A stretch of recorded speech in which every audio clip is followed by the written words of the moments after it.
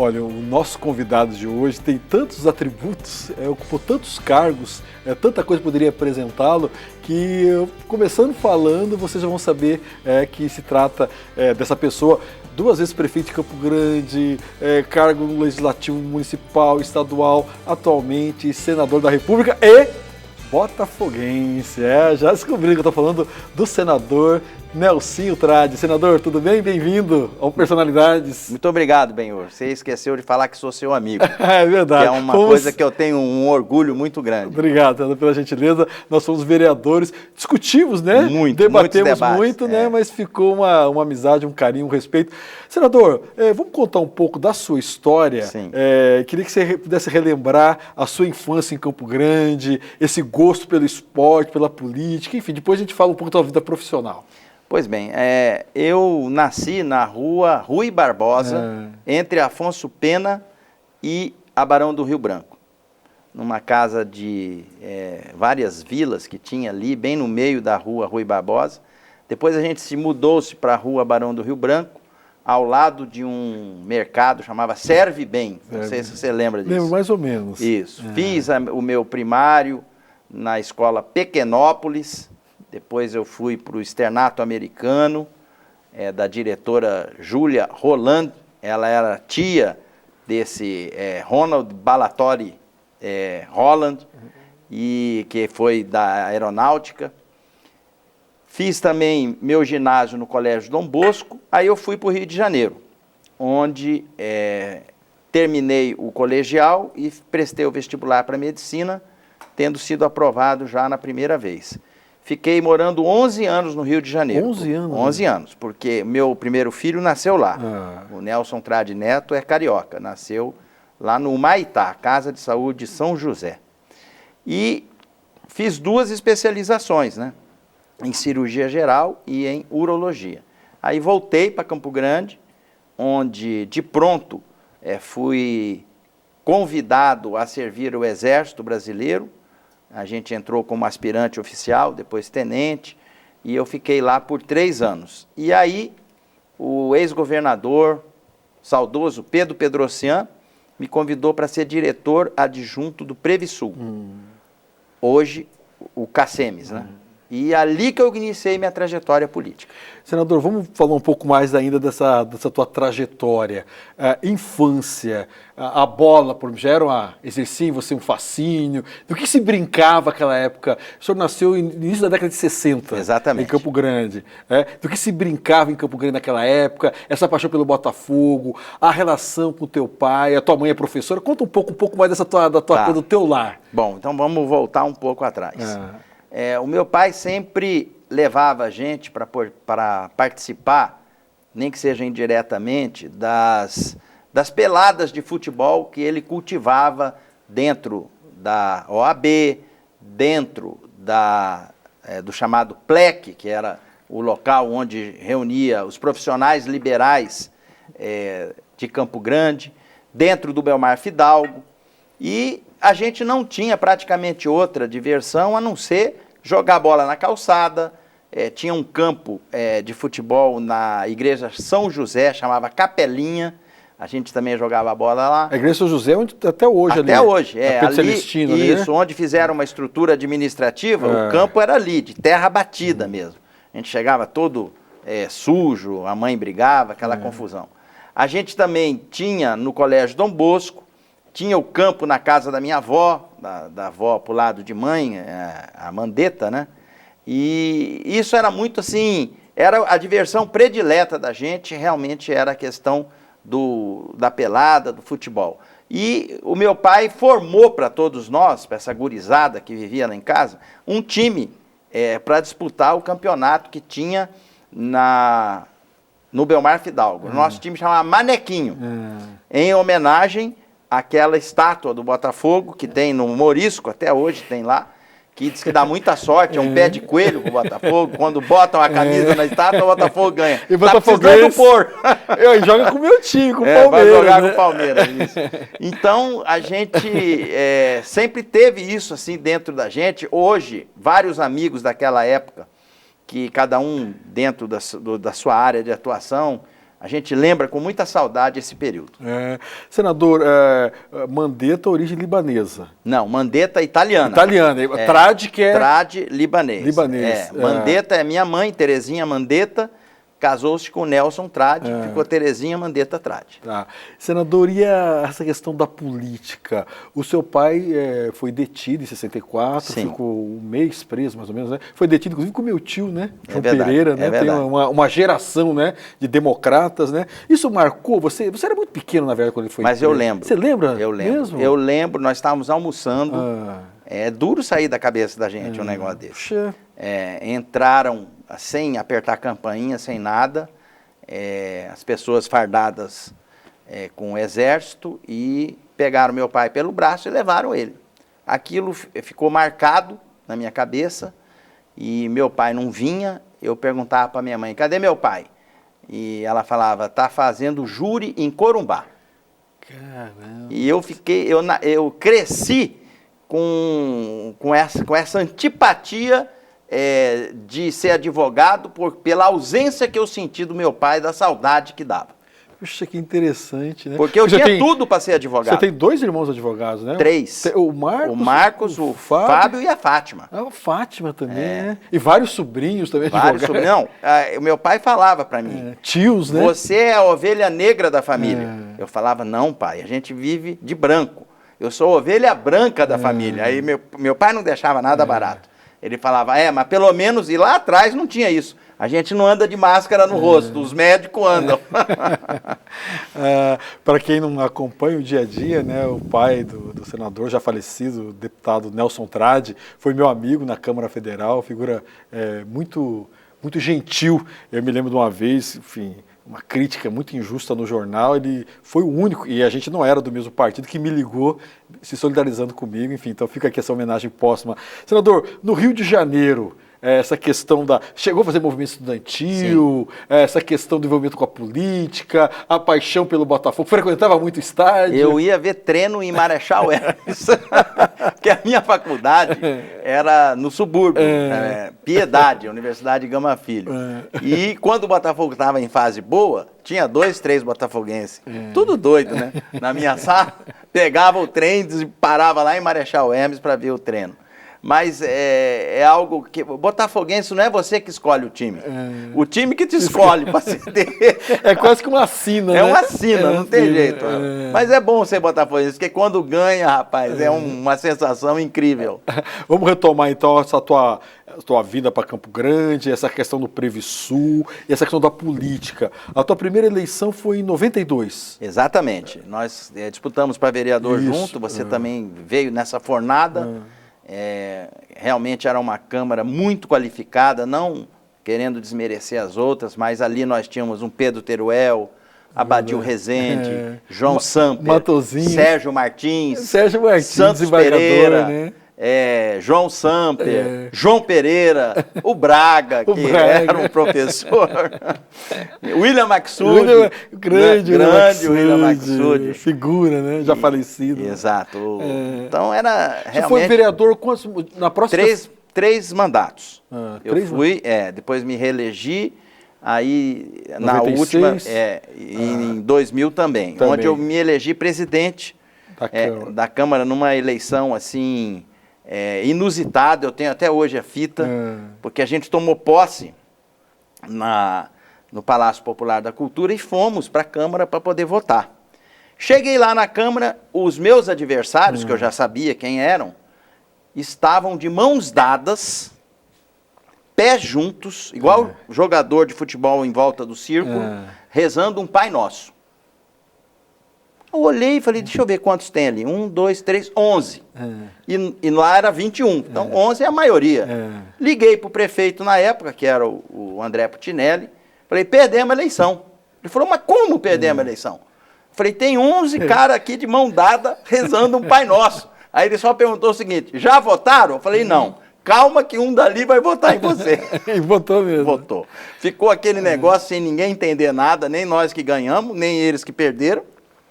Mas ali eu já pus um ponto final, falei, todo mundo para a sala da presidência, eu quero ser presidente de todos, acabou a divisão. Em 2002 você elege deputado estadual? Sim, fui o deputado mais votado do estado em 2002 e a minha trajetória na Assembleia, ela foi tão rápida como eu cheguei. Foi 2 anos só. Eu já no meio do mandato eu me elegi prefeito. É verdade, 2004. Isso. E como é que foi ser prefeito da cidade, que você é tão identificado, uma família tradicional? Como é que é eu fui candidato a prefeito em 2000, contra o Putinelli, perdi a eleição, mas sempre me ocorria, principalmente quando chegava de avião aqui em Campo Grande, né? Eu olhava essa cidade e falava, meu Deus do céu, como é que será que um prefeito dorme, né? Como é que Era chuva, difícil. é seca? Como é que é ser prefeito? Olha, primeiro que eu sucedi um mito, né? O André saiu com 90 e poucos % de ótimo e bom. Né? Tudo que eu fazia, a pessoa olhava e falava, não, se fosse o doutor André, fazia diferente. Né? Mas eu ia tentando me superar e no final os dados demonstram que eu fiz mais do que ele na prefeitura. Apesar de não ser reconhecido assim. As pessoas reconhecem o André como sendo o melhor prefeito que Campo Grande teve. Mas a minha consciência fala por mim. Eu fiz aquilo que estava e que não estava no script para fazer. A responsabilidade é muito grande, ainda mais você que nasceu e foi criado na cidade. Você conhece palmo por palmo, quadra por quadra. A gente que veio de uma trajetória política, de uma militância de agente público municipal, que é o vereador, que é o político mais próximo da sociedade, conhecendo o problema de cada bairro, conhecendo o problema de cada posto de saúde, de cada CEINF, e deu para a gente, atendendo aí a divisão de responsabilidades com o nosso grupo, com o nosso time de secretários, que eu tive uma felicidade muito grande de ter montado uma equipe excepcional.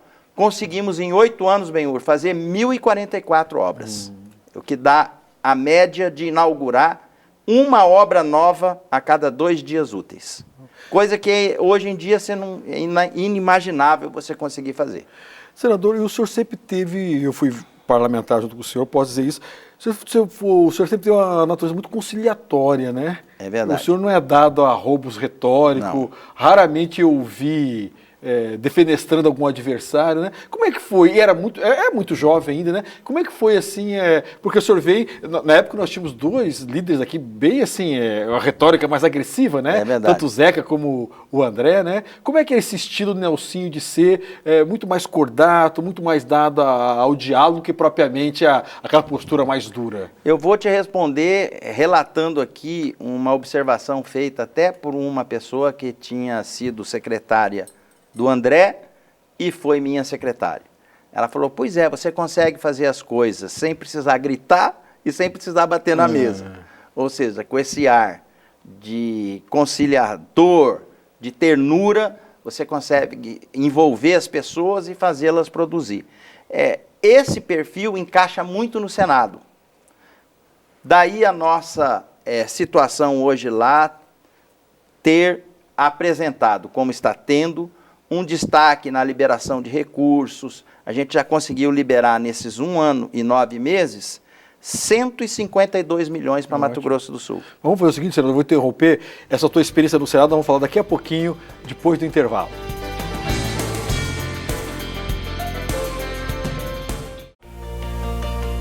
Diante de tantos desafios, você não desistiu.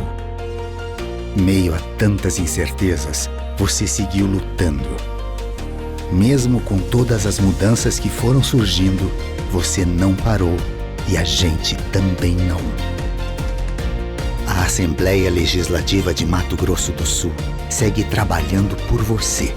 Além do repasse de recursos para a saúde dos municípios, aprovamos medidas para ajudar empresas e cidadãos a enfrentarem este momento. Seguindo as recomendações dos órgãos competentes, eventos e o atendimento presencial estão suspensos temporariamente. E as sessões, realizadas por videoconferência, são transmitidas ao vivo. O trabalho continua, porque a luta por dias melhores não pode parar. Assembleia Legislativa de Mato Grosso do Sul.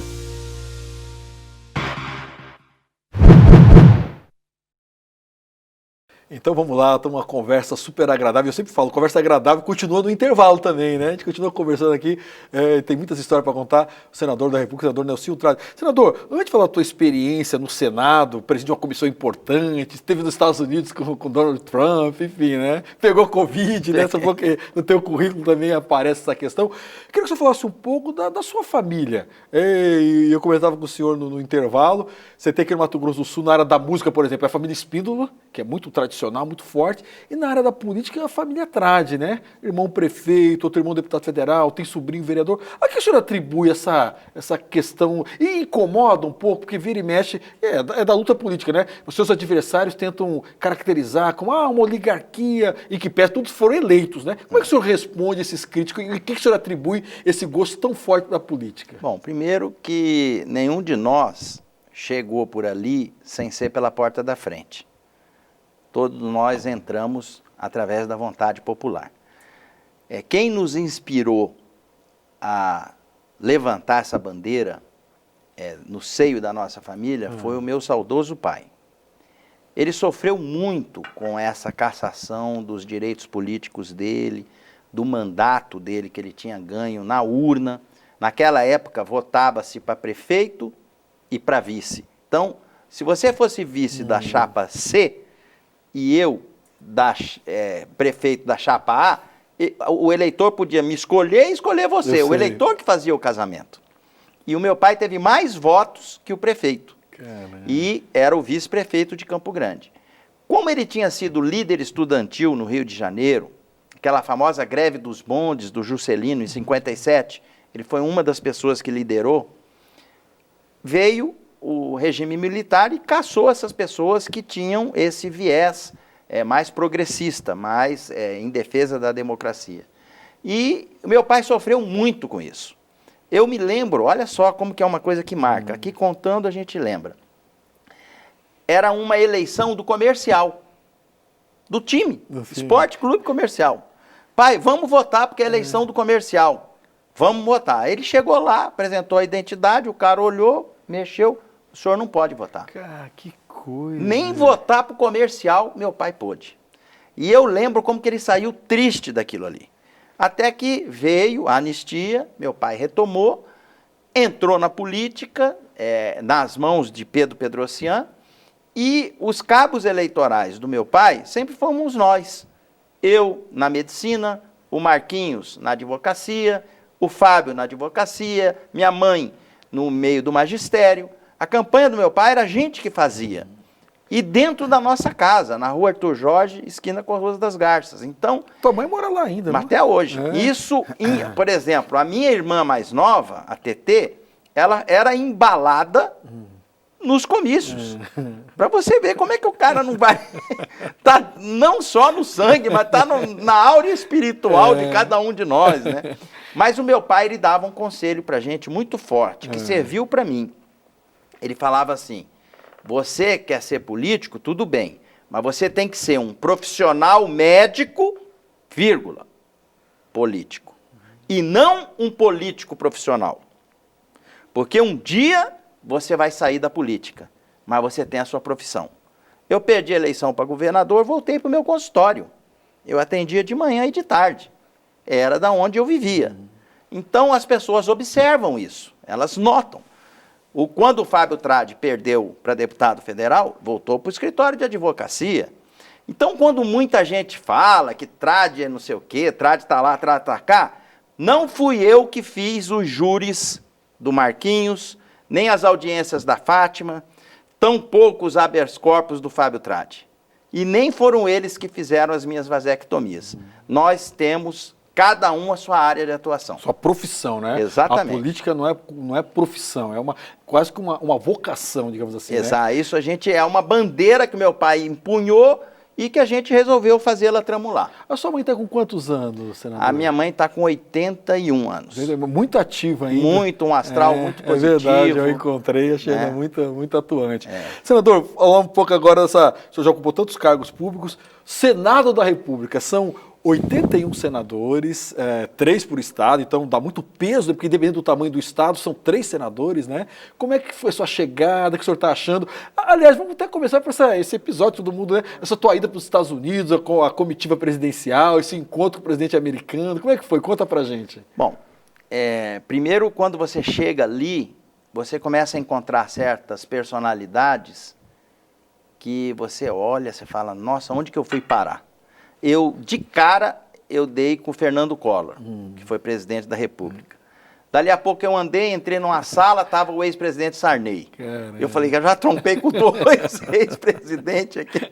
Onde que o povo do Mato Grosso do Sul me mandou, né? E aí, na composição de espaço partidário, me coube a Comissão de Relações Exteriores, que acabei vendo depois que esse gene diplomático eu herdei do meu avô cônsul do Líbano, Assaf Tradi. E, pelo que dizem lá, a gente está indo muito bem nessa comissão. Tanto é que a primeira viagem internacional que a gente fez, eu fui parar na Casa Branca. Deve ser uma emoção, hein? Rapaz, é um choque, sabe? Porque a gente aperta lá a porta de segurança, abre a porta da frente da Casa Branca, quem que tá para te receber? O presidente Trump e a esposa dele. E eu peguei ele num dia extremamente feliz, porque ele estava bem-humorado, faceiro, cumprimentando todo mundo, levando a gente para ver todos os cômodos. E isso realmente foi impactante. Na vez que eu fui para a ONU, que é em Nova York, na Casa Branca em Washington, eu me lembro que eu estava andando num corredor, eu olhei assim, rapaz, vi uma mulher andando de lá para cá, com várias pessoas atrás. Falei, uai, conheço essa mulher de algum lugar. Aí eu fui ver, era a Angela Merkel. Chanceler alemã. Então, cara, é uma experiência, assim, que você às vezes tem que se beliscar para poder ver onde é que você foi parar. Mas eu tenho a noção dessa responsabilidade, eu procuro desempenhar, me esforçando, estudando, fazendo com que eles possam entender que aqui no Mato Grosso do Sul também tem gente boa, gente séria, gente capacitada para representar o nosso querido Estado. Senador, o nosso programa é mais essa conversa, né? Tanto é uma personalidade, mas é inevitável perguntar para o senhor, porque o senhor também está fazendo parte de uma comissão da questão do meio ambiente. Isso. E o senhor sobrevoou o Pantanal. Nós estamos no setembro mais quente da história, né? O que causou, senador, e o que o senhor acha que a gente pode, a partir dessa comissão, evoluir nessa questão do combate aos incêndios no Pantanal? Rapaz, eu vou dizer uma coisa para você, Benhur. O que mais me chamou a atenção não foram nem os focos de queimada, que são centenas, inúmeros, que a gente viu no sobrevoo, mas sim a estiagem que dava para ser constatada. Normalmente o Rio Paraguai, quando ele tem o seu curso, ele tem várias vazantes. Cara, não tem uma vazante com água. É impressionante. As lagoas que outrora, com o Pantanal na cheia, você acaba por sem identificar o que é lagoa, o que é alagamento, o que é rio, um pedacinho assim, tamanho dessa mesa de água, cheio de bicho em volta, alguns mortos atrás, sem entenderem nada, porque fica aquela disputa pelo bem maior de vida, que é a água. Agora, o que mais me chamou a atenção foi a falta de chuvas. Ou seja, esse problema de queimada, esse problema todo que o Pantanal está enfrentando, é uma consequência. A causa dessa história, ela é macro. É esse problema climático que o mundo está atravessando. Agora, onde já se viu que a gente vai imaginar que numa primavera como essa que nós estamos passando, temperaturas acima de 42 graus, em 3, 4, 5 cidades do nosso estado? O que está acontecendo? Eu acho que é uma questão para a gente parar, refletir muito, até num patamar maior, para a gente poder repensar as nossas atitudes. Senador, uma das ideias que surgiu é a brigada permanente no Pantanal. Sim. Essa ideia vai vingar? Vai ter gente suficiente para isso? Eu quero dizer uma coisa para você, Benhur. Por isso que eu quis ir um pouco mais para o fundo dessa história. A gente estava sobrevoando, eu não sei, eu vou chutar aqui, 100 metros do chão. Se você vê o bafo quente que bate de lá para cá, Você dentro do helicóptero, com a janela aberta, o vento batendo, imagina o ser humano que está lá na ponta para pagar isso aí. Ou seja, a brigada permanente vai funcionar, vai diminuir? Vai. Mas é praticamente impossível o ser humano dar conta de resolver uma questão que tem uma amplitude de uma situação delicada da natureza como essa, que o clima que nós não estamos tratando bem na humanidade está fazendo para nós aqui. Senador, outra questão de conjuntura, que não tem como, a gente brincou, mas é uma coisa séria, brincou assim, constatamos, né? O senhor pegou Covid lá no início. Sim. Foi internado, tudo. Conta um pouco pra gente essa sensação que o senhor teve, essa experiência que o senhor teve. O senhor chegou a temer pela sua vida? Conta um pouco para o nosso telespectador. Eu sou uma pessoa muito cristã, eu tenho muita fé. E logo que identificou que eu estava positivo, eu fui o segundo caso de Brasília. Na mesma hora, um sentimento de reação, de defesa da sua família, eu pedi para os meus familiares virem para Campo Grande e eu fiquei sozinho em Brasília. Sozinho? Sozinho. Junto com a menina que cuida do apartamento, que trabalhou com meu pai há 20 anos atrás. O que eu comecei a ver? Eu comecei a ter muito mais dor de cabeça e dor no corpo, febre alta, só que eu não tinha falta de ar. Quando eu relatei isso para o meu médico, ele falou, vem aqui no consultório que eu vou medir a saturação do seu oxigênio. A minha saturação já estava em níveis críticos. Foi daí que ele me levou para o hospital e botou aquele catéter no nariz, falando assim, se não aumentar a sua saturação, nós vamos ter que passar a ventilação mecânica, que é entubar o paciente. Então, cara, e não tinha remédio. No segundo caso de Brasília, ainda não tinha o manejo. O protocolo, Não né? tinha o protocolo. Essa questão de cloroquina veio depois, essa questão de dexametasona veio depois, a questão de azitromicina, ivermectina, zinco, essas coisas que hoje é o protocolo inicial da abordagem precoce, não tinha na minha época. Quando o médico passava a visita para mim, eu olhava e falava, eu não estou tomando remédio nenhum. Me põe um soro, só para eu ter um efeito psicológico que eu estou tomando alguma coisa. Eu cheguei a pedir isso. O senhor ficou quantos dias internado, senador? 7 dias internado, 3 de UTI. E como médico tendo consciência da gravidade... Eu peguei o controle remoto da TV e entreguei para a enfermeira. Senhora, não quero ligar isso aqui, porque eu ligava a televisão, jovem de 30 e poucos anos morreu não sei aonde. Médico que foi tratado de não sei quem, pegou Covid e está internado em estado grave. Eu comecei a ver, eu falava, cara, daqui a pouco sou eu que estou no meio desse negócio aqui. Liguei na época para o ministro Mandetta, que era o ministro, falei, cara, eu estou aqui, seu conterrâneo, vem me ver no hospital, que eu acho que eu vou embora daqui, vou daqui para outra. Aí ele apareceu lá. Realmente é uma doença que te adoece, ela te joga para você deitar na cama. Senador, esse teu relato dramático, né? Só para a gente ir encerrando o nosso programa, né? O senhor é jovem, mas tem uma larga experiência na política, na vida. Já é avô? Sim, sou avô. Quando o senhor se olha a história desse país, o que o senhor se imagina? Que desafio o senhor ainda quer cumprir na política, na vida pessoal? Qual que é suas intenções, seus sonhos, senador Nelsinho Trade? Olha, Benhur, eu sou uma pessoa que tem um sentimento de gratidão muito elevado na minha personalidade. E todas as vezes que eu faço essa reflexão, antes de eu imaginar qualquer coisa para frente, eu agradeço a Deus por ter me proporcionado toda essa trajetória. Eu praticamente passei em todos os níveis da gestão pública e eu não penso outra coisa a não ser produzir bem dentro daquilo que eu estou fazendo, daquilo que eu estou atuando.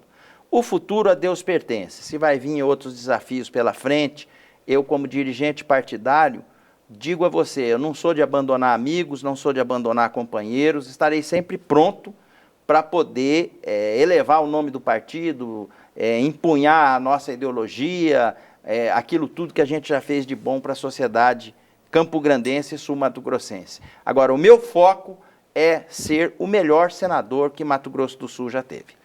Tá certo, eu queria agradecer imensamente, senador Nelsinho Trade, agradecer você que está nos acompanhando. conheceu, a gente já conhece ele como político, mas acho que você conheceu um pouco mais desse lado humano da trajetória do senador. Senador, obrigado. Boa sorte pro Botafogo, que está numa fase difícil, né? Tá difícil. Só tá com empatia. E obrigado a você que dá prestígio a personalidades. Um abraço e até uma próxima oportunidade com personalidades.